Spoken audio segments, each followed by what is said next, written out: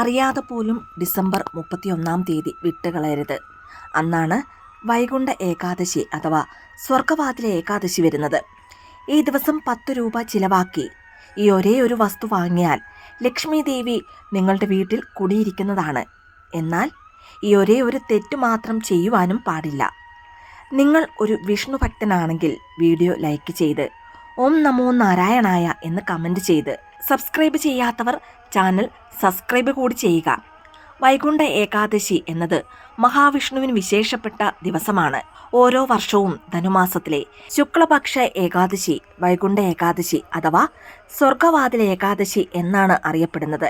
വർഷം മുഴുവനും വരുന്ന 24 ഏകാദശികളിൽ വ്രതം എടുക്കുവാൻ സാധിക്കാത്തവർ ഈ ഒരേ ഒരു ഏകാദശിയിൽ മാത്രം വ്രതം അനുഷ്ഠിച്ചാൽ അത് വർഷം മുഴുവനും വരുന്ന 24 ഏകാദശികൾ നോറ്റ ഫലം ലഭിക്കുന്നതാണ്. മാത്രമല്ല 30 മുക്കോടി ദേവതകളെ വഴിപാട് ചെയ്ത ഫലവും ലഭിക്കുന്നതാണ്. വൈകുണ്ഠ ഏകാദശി ദിവസം അടുത്തുള്ള വിഷ്ണു ക്ഷേത്രത്തിൽ ചെന്ന് അതിരാവിലെ തുറക്കുന്ന സ്വർഗവാതിൽ വഴി അകത്ത് ചെന്ന് ഭഗവാനെ ദർശനം നടത്തുന്നതിലൂടെ വളരെ വലിയ പുണ്യങ്ങൾ വന്നു ചേരുന്നതാണ്. ഇനി ലക്ഷ്മി ദേവിക്ക് വളരെ പ്രിയപ്പെട്ട സുഗന്ധമാണ് പച്ചക്കർപ്പൂരത്തിന്റെ വാസന.